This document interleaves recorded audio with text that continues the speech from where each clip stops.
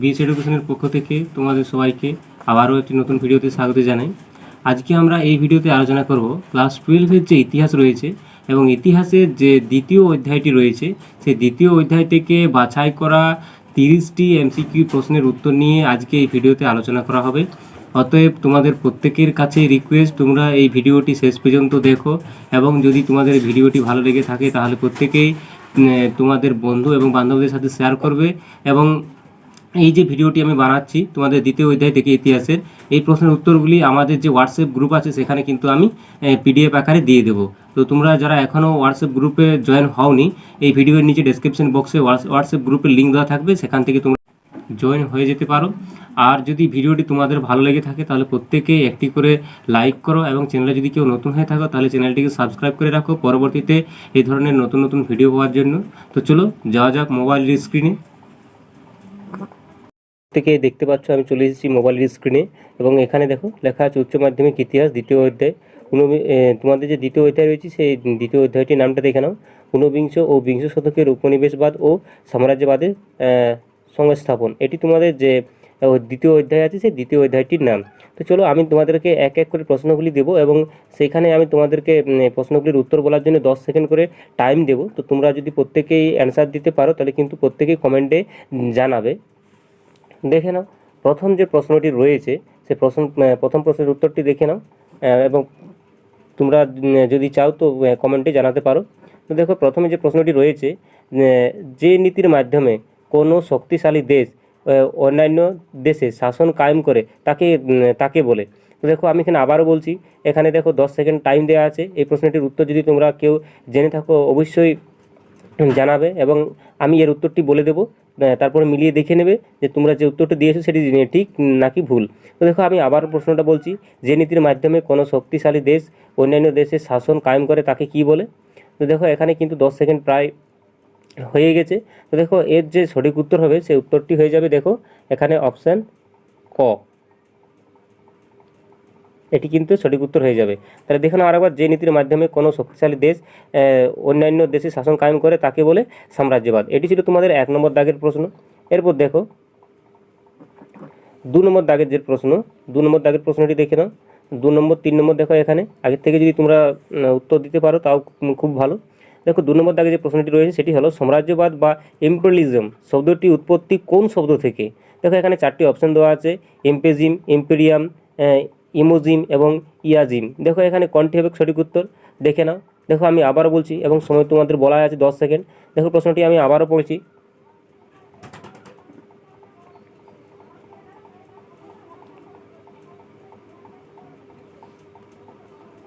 দেখো সাম্রাজ্যবাদ বা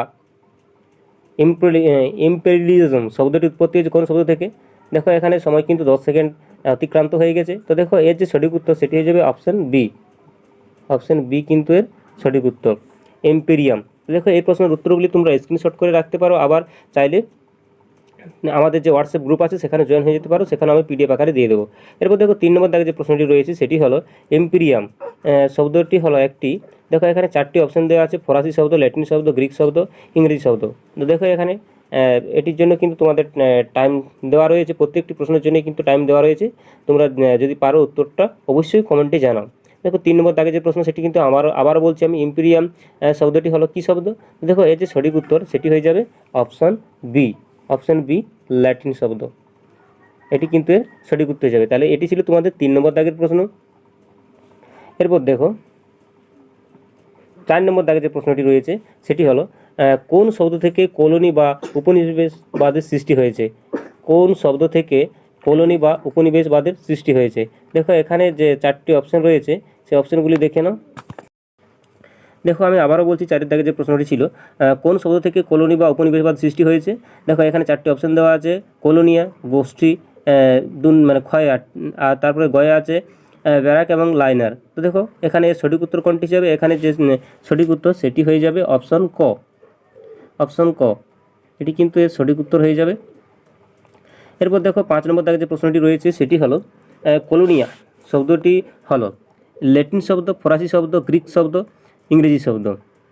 দেখো এর সঠিক উত্তর কোনটি হবে, আবারও বলছি, কলোনিয়া শব্দটি হলো ল্যাটিন শব্দ, ফরাসি শব্দ, গ্রিক শব্দ, ইংরেজি শব্দ। এটি তোমাদের 5 নম্বর দাগের প্রশ্ন। তো দেখো 5 নম্বর দাগের যে প্রশ্ন সেটিও কিন্তু অপশান ক ল্যাটিন শব্দ, এটি কিন্তু সঠিক উত্তর হয়ে যাবে। অপশান ক ল্যাটিন শব্দ, এখানে এটি কিন্তু সঠিক উত্তর হয়ে যাবে। এটি ছিল তোমাদের 5 নম্বর দাগের প্রশ্ন।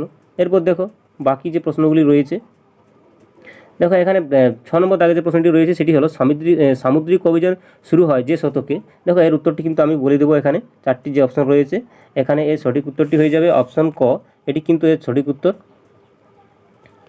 এই যে অপশান ক, এটি কিন্তু সঠিক উত্তর হয়ে যাবে 14শ শতক।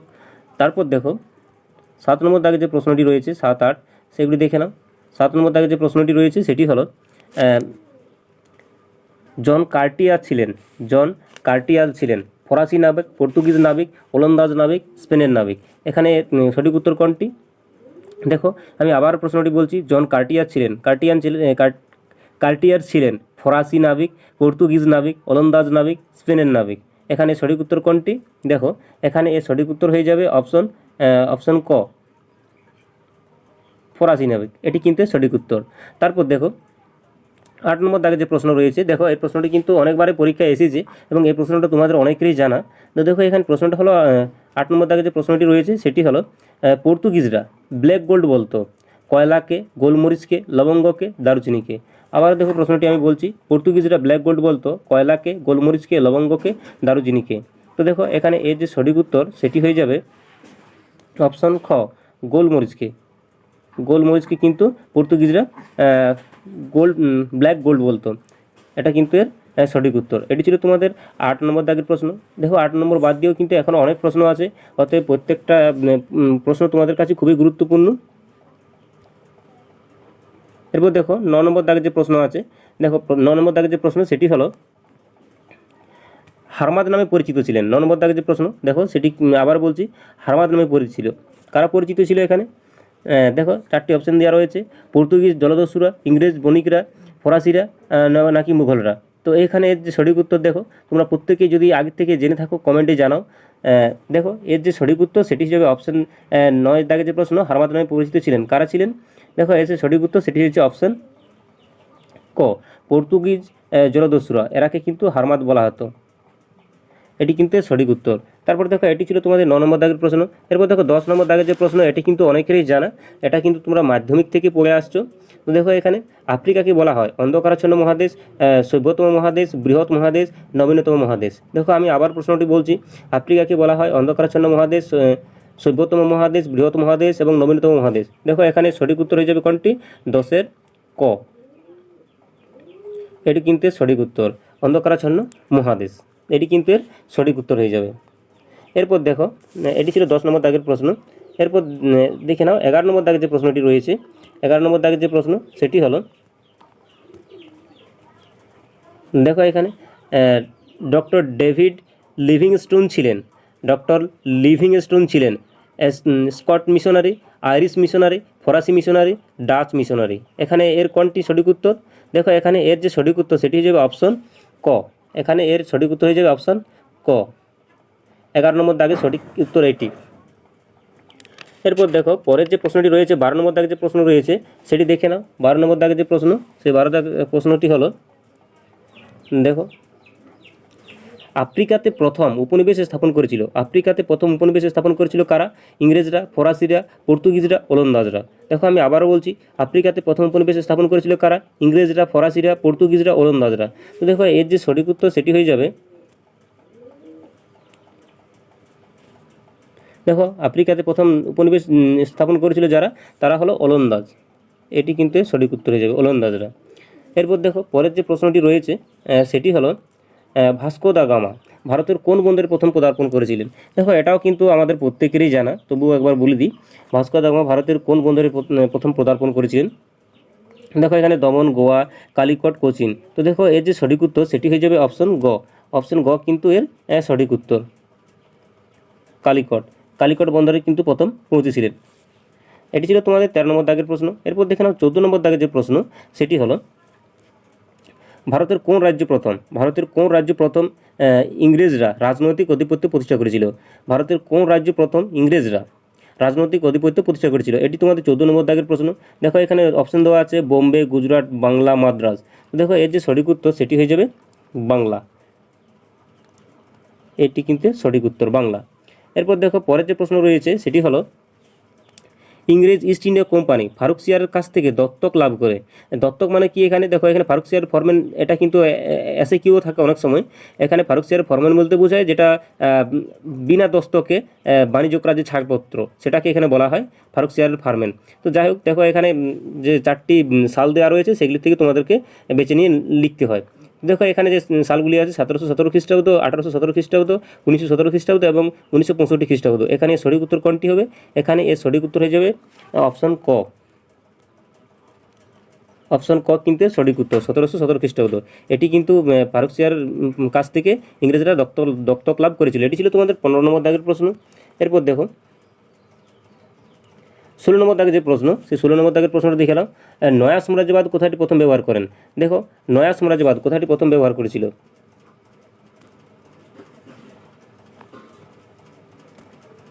নয়া সাম্রাজ্যবাদ কথাটি প্রথম ব্যবহার করেছিল কে? Adam Smith, Lenin, Hobson, David Thomson. দেখো এখানে যে সঠিক উত্তর সেটি হয়ে যাবে অপশন ঘ। অপশন ঘ কিন্তু এর সঠিক উত্তর, ডেভিড থমসন। এটি কিন্তু সঠিক উত্তর হয়ে যাবে।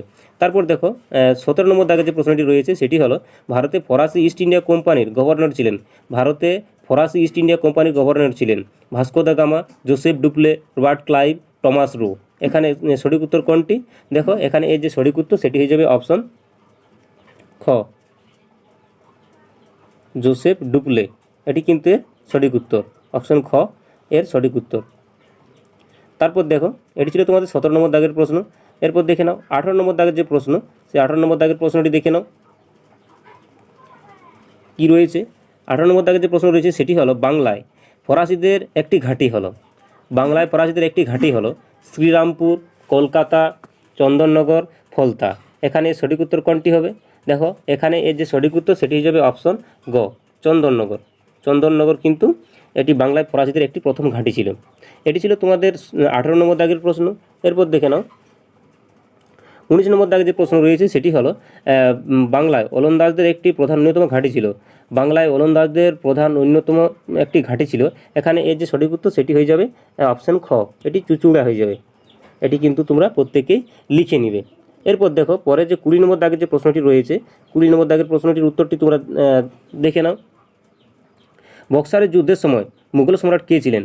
দেখো আমি আবারও বলছি, বক্সারের যুদ্ধের সময় মুঘল সম্রাট কে ছিলেন? দেখো এখানে 4টি অপশন দেওয়া আছে। ফারুকসিয়ার ছিল, ঔরঙ্গজেব ছিল, দ্বিতীয় শাহ আলম ছিল, দ্বিতীয় বাহাদুর শাহ ছিল। তো দেখো এখানে এর যে সঠিক উত্তর কোনটি হবে? এর যে সঠিক উত্তর সেটি হয়ে যাবে অপশন গ। অপশন গ, বক্সারের যুদ্ধের সময় মুঘল সম্রাট ছিলেন দ্বিতীয় শাহ আলম। এটি কিন্তু সঠিক উত্তর হয়ে যাবে। তারপর দেখো পরের যে প্রশ্নটি রয়েছে 21 নম্বর দাগে, সেটি হলো সিংহল উপনিবেশ ছিল। দেখো এখানে সিংহল উপনিবেশ ছিল কাদের ছিল? ইংল্যান্ডের, স্পেনের, জাপানের এবং আমেরিকার। দেখো এখানে সঠিক উত্তর কোনটি যাবে? 21 নম্বর দাগে যে প্রশ্নটি রয়েছে সেটি আমি আবারও বলছি। দেখো সিংহল উপনিবেশ ছিল ইংল্যান্ডের, সিঙ্গাপুরের, জাপানের এবং সুইজারল্যান্ডের। তো দেখো এখানে এর যে সঠিক উত্তর 21 নম্বর দাগে সেটি হয়ে যাবে অপশন ক, ইংল্যান্ডের। এটি কিন্তু ইংল্যান্ডের। তো দেখো এখানে তোমাদের যে এই 20 নম্বর দাগের যে প্রশ্নটি রয়েছে, এই 20 নম্বর দাগের প্রশ্নের উত্তরটা নিয়ে যদি কারো সংশয় থেকে থাকে অবশ্যই আমাকে জানাবে। অনেকে মনে করবে যে দ্বিতীয় বাহাদুর শাহ, এটি কিন্তু অনেকেই মনে করে থাকবে তোমরা। তো সেক্ষেত্রে কারো যদি কোনো প্রশ্ন থেকে থাকে এই প্রশ্নটি সম্পর্কে বা সংশয় থেকে থাকে অবশ্যই আমাকে কমেন্টে জানাবে। এখানে দেখো এটি আমি দাগ দিয়ে দিয়েছি। এটা আমি উত্তরটা বলেছি অপশন গ, দ্বিতীয় শাহ আলম।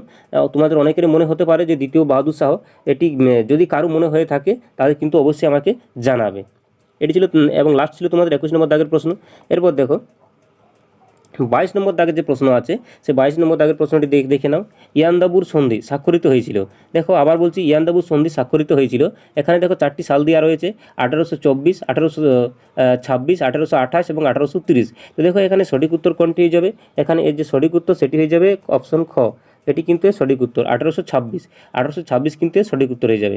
এরপর দেখো 23 নম্বর দাগে যে প্রশ্নটি রয়েছে সেটি হলো কোন দেশের বর্তমান নাম মায়ানমার? দেখো আমি আবার প্রশ্নটা বলছি, কোন দেশের বর্তমান নাম মায়ানমার? সিংহল, ব্রহ্মদেশ, জাভা না সুমাত্রা? দেখো এখানে এর যে সঠিক উত্তর সেটি হয়ে যাবে অপশন খ, অপশন খ ব্রহ্মদেশ। ব্রহ্মদেশের বর্তমান নাম হলো মায়ানমার। এটি কিন্তু 23 নম্বর দাগের যে প্রশ্ন। এরপর দেখো 24 নম্বর দাগের যে প্রশ্নটি রয়েছে, 24 নম্বর দাগের প্রশ্নটি ভালো করে দেখে নাও। দারুচিনি দ্বীপ কাকে বলা হয়? ইন্দোনেশিয়াকে, শ্রীলঙ্কাকে, মালয়েশিয়াকে, আন্দামানকে। দেখো আমি আবার প্রশ্নটি বলছি, ইন্দোনেশিয়াকে, শ্রীলঙ্কাকে, মায়ানমারকে, এগুলি অপশনগুলি। দারুচিনি দ্বীপ কাকে বলা হয়? ইন্দোনেশিয়াকে, শ্রীলঙ্কাকে, মালয়েশিয়াকে এবং আন্দামানকে। তো দেখো এর যে সঠিক উত্তর সেটি হয়ে যাবে অপশন খ শ্রীলঙ্কাকে। শ্রীলঙ্কাকে বলা হয় দারুচিনি দ্বীপ। এটি কিন্তু এর সঠিক উত্তর হয়ে যাবে। এরপর দেখো 25 নম্বর দাগের যে প্রশ্নটি রয়েছে সেটি দেখে নাও। ইন্দোনেশিয়া কোন ইউরোপীয় শক্তির উপনিবেশ ছিল? আবার দেখো বলছি, 25 নম্বর দাগের যে প্রশ্ন, ইন্দোনেশিয়া কোন ইউরোপীয় শক্তির উপনিবেশ ছিল? এই যে সঠিক উত্তর সেটি হয়ে যাবে এখানে দেখো ওলন্দাজ। এটি একটু তোমরা কষ্ট করে লিখে নিও, এটি হচ্ছে ওলন্দাজ। যেহেতু আমার প্রশ্নটা একটু এ পাতা ও পাতা হয়ে গেছে, এই জন্য কিন্তু বোঝাতে তোমাদের অসুবিধা হলো। দেখো এখানে সঠিক উত্তর হয়ে যাবে অপশন ঘ। তারপর দেখো এখানে 26 নম্বর দাগের যে প্রশ্নটি রয়েছে, 26 নম্বর দাগের প্রশ্নটি ঠিক করে দেখে নাও। দূরপ্রাচ্য, দূরপ্রাচ্য বলতে বোঝানো হয়েছে এখানে কাকে? ভারত ও বাংলাদেশকে, নেপাল ও ভুটানকে, ব্রিটেন ও ফ্রান্সকে, চীন ও জাপানকে। দেখো আমি আবার প্রশ্নটা বলছি, দূরপ্রাচ্য বলা হয় কাকে? ভারত ও বাংলাদেশকে, নেপাল ও ভুটানকে, ব্রিটেন ও ফ্রান্সকে, চীন ও জাপানকে। তো দেখো এখানে 26 নম্বর দাগের যে প্রশ্ন, সেই 26 নম্বর দাগের যে প্রশ্নের উত্তর সেটি হয়ে যাবে অপশন ঘ। দূরপ্রাচ্য বলতে বোঝায় চীন ও জাপানকে। এটি কিন্তু এর সঠিক উত্তর। তারপর দেখো 27 নম্বর দাগের যে প্রশ্নটি রয়েছে সেটি হলো কোন ইউরোপীয় শক্তি, দেখো আবার বলছি, কোন ইউরোপীয় শক্তিবাদ দেশ সর্বপ্রথম জলপথে চীনে পৌঁছায়? দেখো এখানে 4টি অপশন দেওয়া আছে, ইংল্যান্ড, ফ্রান্স, পর্তুগাল, হল্যান্ড। দেখো এখানে 4টি অপশনের মধ্যে কোনটি তোমাদের সঠিক বলে মনে হচ্ছে এটা কিন্তু প্রত্যেকেই আমাকে জানাও। দেখো আবার আমি প্রশ্নটি বলছি, কোন ইউরোপীয় দেশ সর্বপ্রথম জলপথে চীনে পৌঁছায়? দেখো এখানে 4টি অপশনের মধ্যে আছে, ইংল্যান্ড আছে, ফ্রান্স আছে, পর্তুগাল আছে আর হল্যান্ড আছে। তো দেখো এর যে সঠিক উত্তর এটি কিন্তু অপশন ঘ হয়ে যাবে উত্তর, পর্তুগাল কিন্তু এটি এর সঠিক উত্তর হয়ে যাবে। তারপর দেখো এটি ছিল তোমাদের 27 নম্বর দাগের প্রশ্ন।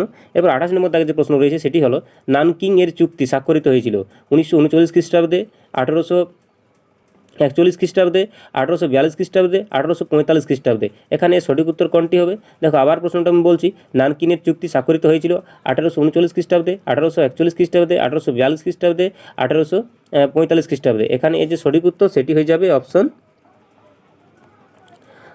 গ 1842 খ্রিস্টাব্দে। এটি কিন্তু হয়েছিল নানকিনের চুক্তি স্বাক্ষরিত হয়েছিল।